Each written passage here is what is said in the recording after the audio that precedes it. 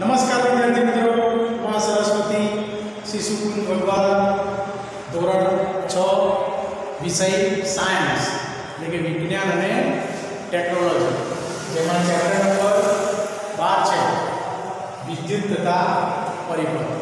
એમાં online zoom ક્લાસમાં આપણે ઘણી બધી એની વિષયની ચર્ચા કરી ચૂક્યા છે।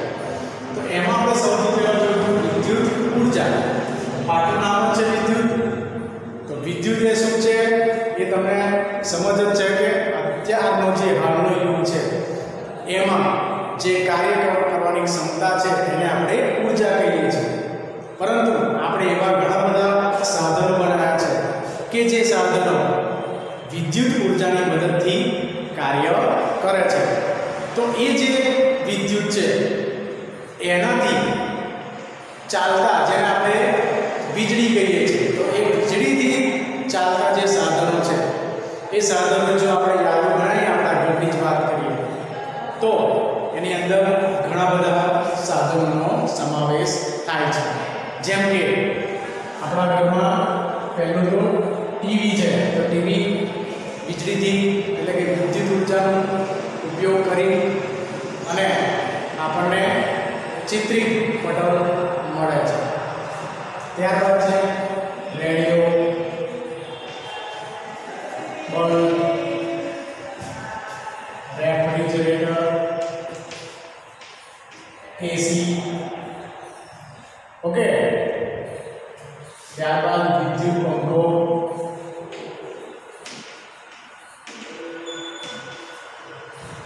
ઘંટી, મિક્સર, ઇસ્ત્રી વગેરે। તો આ જો યાદી બનાવવાની વાત કરીએ તો યાદીમાં આપણા ઘરમાંથી ઘણી બધી એવા સાધનો છે કે જેમાં વીજળીનો ઉપયોગ થાય છે। તો વિદ્યાર્થી મિત્રો, પ્રશ્ન એ થાય કે આ જે વીજળી છે, વિદ્યુત છે, એ આપણને ક્યાંથી અને કેવી રીતે મળે છે? તો વિદ્યુત એ વિદ્યુત મથકમાં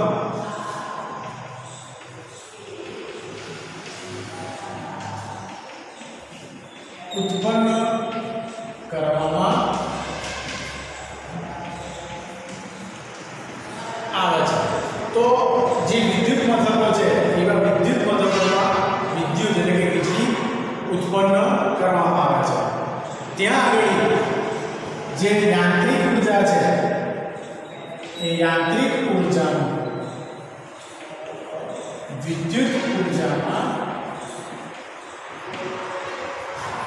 રૂપાંતર કરવામાં આવે છે। અને એ જે યાંત્રિક ઉર્જાનું વિદ્યુત ઉર્જામાં રૂપાંતર થાય છે એ વિદ્યુત ઉર્જાને વાયરો મારફતે જુદા જુદા પ્રદેશોમાં એટલે કે આપણા ઘર સુધી મોકલવામાં આવે છે। તો આપણા ઘરમાં જે તમે આપણા ઘરની બહાર જે થાંભલા હોય છે વીજળીના, એના પરથી આપણા ઘરમાં કેબલથી કનેક્શન આપવામાં આવે છે અને એની માટે કેટલી વિદ્યુત તમે ખર્ચ કરો છો, કેટલી વીજળી ખર્ચ કરો છો, એની ગણતરી માટે આપણા ઘરની બહારની બાજુએ દિવાલ ઉપર 1 મીટર પણ મૂકેલું તમે જોયું હશે। તો વીજળી ક્યાંથી ઉત્પન્ન કરવામાં આવે છે? તો વીજળી એ વિદ્યુત મથકમાં ઉત્પન્ન કરવામાં આવે છે। ત્યારબાદ આપણે એક પ્રકાશ માટે ટોર્ચનો ઉપયોગ કરીએ છીએ। તો એ ટોર્ચમાં તમે જોયું હશે કે એની સાથે કોઈ આપણે વીજળીનું કરંટ માટે કે વિદ્યુત માટે કોઈ વાયર જોડેલો હોતો નથી। તો પ્રશ્ન એ છે કે એ જે ટોર્ચ છે એ કઈ રીતે પ્રકાશિત થતી હશે? તો એ ટોર્ચ તમે જોઈ જ હશે। તો એ ટોર્ચની અંદરની બાજુએ આપણે 2 કે 3 વિદ્યુત કોષો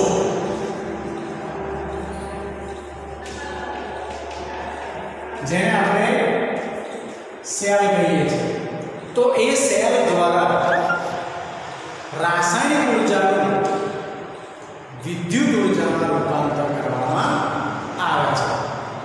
તો એ જે સેલ છે એ સેલ કે વિદ્યુત કોષની અંદર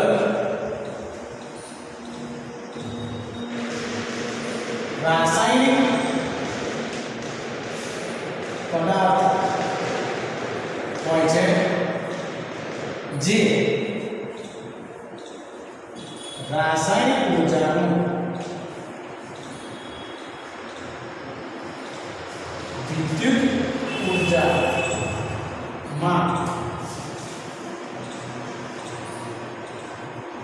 રૂપાંતરણ કરે છે। તો જે સેલ છે કે વિદ્યુત કોષ છે તેની અંદર રાસાયણિક પદાર્થ હોય છે। એ રાસાયણિક પદાર્થ વિદ્યુત એટલે કે રાસાયણિક ઊર્જાનું વિદ્યુત ઊર્જામાં રૂપાંતર કરે છે અને એ જે વિદ્યુત ઊર્જા છે એ બલ્બ મારફતે પ્રકાશ ઊર્જામાં રૂપાંતરણ કરે છે અને આપણને બેટરીમાંથી પ્રકાશ નીકળતો દેખાય છે। તો આ રીતે વિદ્યાર્થી મિત્રો આપણે જે વિદ્યુત કોષ છે એ વિદ્યુત કોષનો ઉપયોગ થતો ઘણા બધા સાધનોનો ઉપયોગ કરીએ છીએ। જેમ કે પહેલું તો આપણા ઘરમાં ઘડિયાળ હોય છે,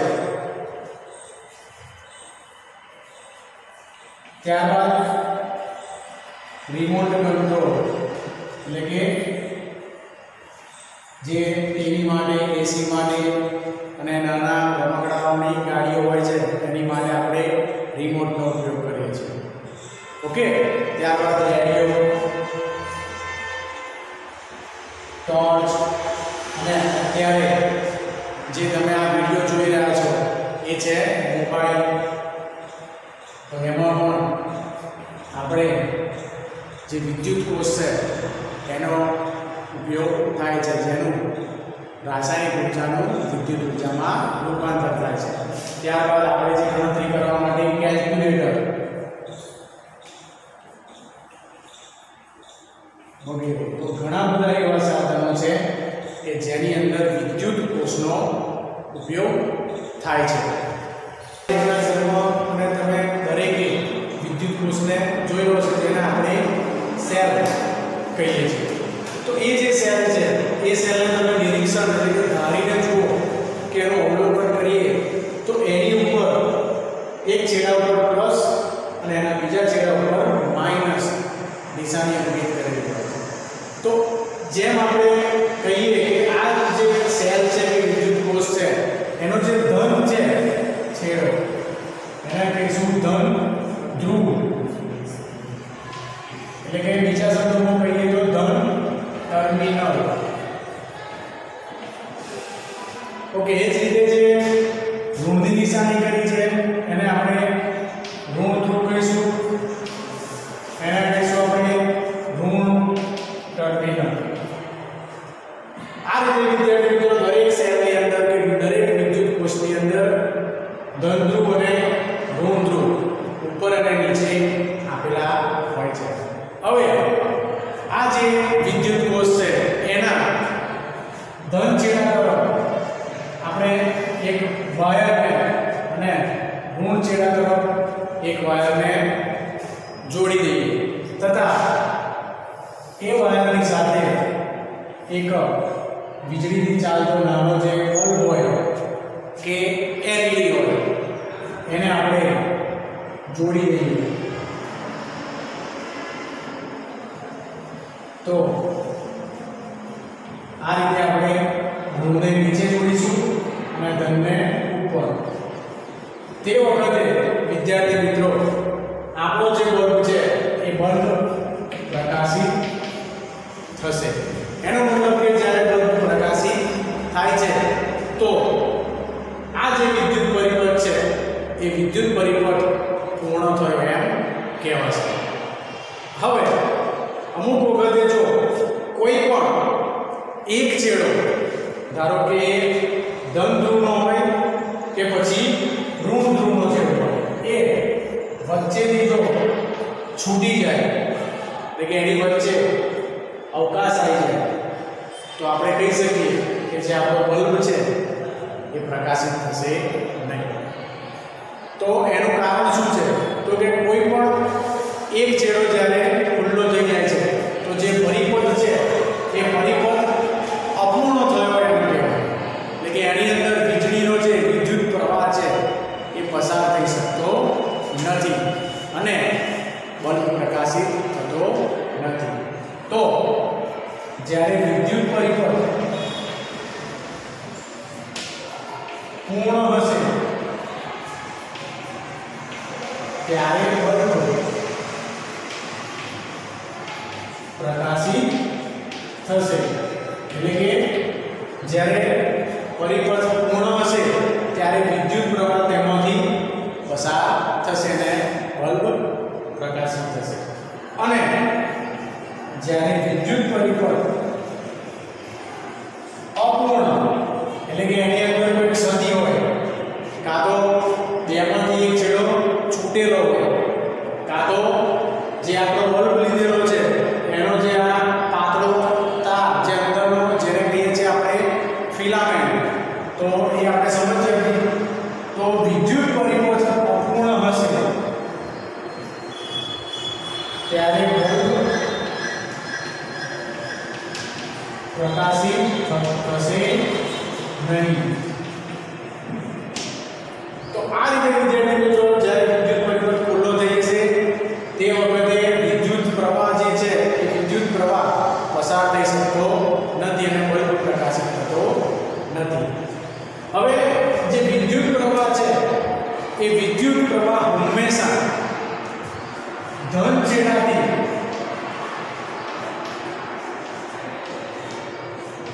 ઋણ છેડા તરફ વહન કરે છે। તો વિદ્યુત પ્રવાહ ધન એટલે કે ધન ટર્મિનલ લો કે ધન ધ્રુવ લો,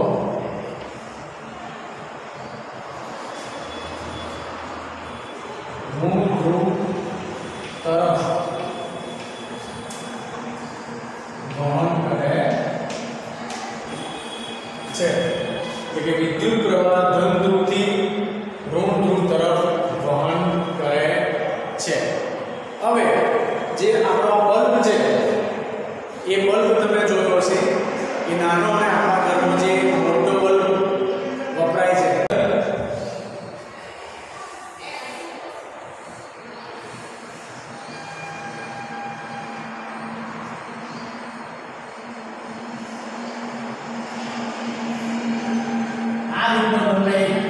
પાતળો તાર જોવા મળશે। એ તારને આપણે ફિલામેન્ટ કહીએ છીએ, કાં તો એને ફિલામેન્ટ કહેવામાં આવે છે। તો એ જે તાર છે એ ટંગસ્ટન નામની ધાતુમાંથી બનેલો હોય છે અને એ ફિલામેન્ટમાં જ્યારે વિદ્યુત પ્રવાહ પસાર થાય છે તો આ ફિલામેન્ટ એ ગરમ થાય છે અને એટલો બધો ગરમ થાય છે કે એ ઉષ્મા ઊર્જાનું પ્રકાશ ઊર્જામાં રૂપાંતર કરે છે અને આપણને એ બલ્બ પ્રકાશિત દેખાય છે। તો આ જે ફિલામેન્ટ છે આ જે બલ્બ છે એ આપણા ઘરમાં વીજળીથી ચાલતો બલ્બ છે એ આ વિદ્યુત કોષથી કોઈ દિવસ પ્રકાશિત થશે નહીં। એનું કારણ છે આ જે વિદ્યુત કોષ છે એનો પાવર એટલે કે એની વિદ્યુત ઉત્પન્ન કરવાની ક્ષમતા લગભગ 2 વોલ્ટ જેટલી હોય છે। જ્યારે આપણા ઘરમાં વપરાતો જે વીજળીનો બલ્બ છે એને પ્રકાશિત થવા માટેની જરૂરિયાત છે 60 વોલ્ટ 70 100 વોલ્ટ એવી હોય છે। માટે આપણે કહી શકીએ કે ઓનો જે વોલ્ટેજ છે એ ઓછા છે જ્યારે બલ્બને પ્રકાશિત થવા માટેના વોલ્ટેજ વધુ છે। તેથી આ બલ્બ એ આ વિદ્યુત કોષથી પ્રકાશિત થશે નહીં। એની માટે આપણે પેલા બેટરીનો જે નાના બલ્બ આવે છે કાં તો એલઈડી આવે છે એનો યુઝ કરવો પડશે। તો હવે આપણે વાત કરીએ કે જ્યારે કોઈ પણ એક છેડો છૂટી ગયેલો હોય ત્યારે વિદ્યુત પરિપથ અપૂર્ણ થાય છે અને બલ્બ પ્રકાશિત થતો નથી। તથા બીજું કોઈ કારણ હોઈ શકે તો કે હા, તો એના બીજા 2 કારણ હોઈ શકે કે કાં તો જે આપણો આ જે સેલ છે એટલે કે વિદ્યુત કોષ છે એ વિદ્યુત કોષની ક્ષમતા ઓછી થઈ ગઈ હોય એટલે કે ઉતરી ગયો એવું કહે છે આપણી ભાષામાં। એનો પાવર જો ઉતરી ગયો હોય તો પણ આ બલ્બ પ્રકાશિત થશે નહીં। તથા બીજું કોઈ કારણ તો કે એને મેં તમને સમજાવી દીધું કે એનું બીજું એક કારણ છે કે આ જે બલ્બ છે એ બલ્બની અંદરનો જે ફિલામેન્ટ છે એ ફિલામેન્ટ બ્રેક એટલે કે તૂટી ગયો હોય, એટલે કે આ છેડાથી આ છેડા ઉપર જોઈન્ટ ના થયો અને તૂટી ગયો હોય તો આપણે કહીએ છીએ કે બલ્બ ઉડી ગયો. હવે ઉડી ગયો એટલે કે એને માગા નથી આવી ગઈ, પણ ઉડી ગયો મતલબ કે બલ્બ હવે પ્રકાશ આપી શકશે નહીં. તો વિજ્ઞાનની ભાષામાં આપણે એને કહીએ ફ્યુઝડ થઈ ગયું. તો બલ્બનું ફ્યુઝ થવું મતલબ કે એનો જે ફિલામેન્ટ છે એનું તૂટી જવું. તો આવું જ્યારે થશે ત્યારે પણ આપણો બલ્બ પ્રકાશિત થશે નહીં. તો આ બધા કારણોસર જો પરિપથ પૂર્ણ હશે ત્યારે બલ્બ પ્રકાશિત થશે અને પરિપથ જ્યારે અપૂર્ણ હશે ત્યારે બલ્બ પ્રકાશિત થશે નહીં. તથા ત્યારબાદ આપણે જોયું હતું કે આપણા જે ઉપકરણો છે એ ઉપકરણોમાં વચ્ચે એક કળ મૂકેલી હોય છે જેને આપણે સ્વિચ કહીએ છીએ. તો એ સ્વિચ વાળી પ્રવૃત્તિ પણ આપણે કરી ચૂક્યા છે કે જેમાં આપણે બે પેપર ક્લિપો લીધી હતી અને એને એક જે થર્મોકોલની સીટ છે એની પર બેસાડી અને એના બે જે છેડા છે એના વાયર વડે જોડી અને આપણે આ રીતેનો એક વિદ્યુત કોષ તૈયાર કર્યો હતો. હવે એની અંદર જે આપણે પેપર ક્લિપ મૂકી હતી એ જે પેપર ક્લિપ છે એની વચ્ચે એક સેફ્ટી પિન મૂકી હતી. એ જે સેફ્ટી પિન છે એ સેફ્ટી પિન જ્યારે બીજા છેડાને અડશે તો તમને ખબર છે કે બલ્બ પ્રકાશિત થશે, એટલે કે આપણો પરિપથ પૂર્ણ હશે જેને આપણે કહીશું ઓન. અને જ્યારે આ જે સ્વિચ છે એટલે કે આપણી જે સેફ્ટી પિન છે એ બીજા છેડાને અડેલી નહીં મળે, એનો મતલબ કે વિદ્યુત પરિપથ અપૂર્ણ હશે ત્યારે બલ્બ પ્રકાશિત થશે નહીં, જેને આપણે કહીએ છીએ ઓફ. તો આ જ રીતે વિદ્યાર્થી મિત્રો આપણા ઘરમાં પણ કોઈ પણ વિદ્યુતના સાધનોને ચાલુ અને બંધ કરવા માટે બોર્ડની અંદર સ્વિચ મૂકેલી હોય છે. તો એ સ્વિચનું કાર્ય શું છે કે જ્યારે આપણે સ્વિચને ઓન કરીશું તો માનો કે બલ્બ છે કે ટ્યુબલાઇટ છે એ પ્રકાશિત થશે અને જ્યારે આપણે સ્વિચને ઓફ કરી દઈશું એટલે કે પરિપથ જે છે એ અપૂર્ણ થઈ જશે તો આપણો જે બલ્બ છે કે ટ્યુબલાઇટ છે એ પ્રકાશ આપતું બંધ થઈ જશે. તો આવી સ્વિચો તમે દરેકના ઘરમાં હોય છે અને દરેક સાધનની અંદર આપણે પ્લગ દ્વારા એનું જોડાણ કરેલું હોય છે. તો આ રીતે વિદ્યાર્થી મિત્રો જે સ્વિચ છે એનો ઉપયોગ પણ આપણે જોઈ ગયા.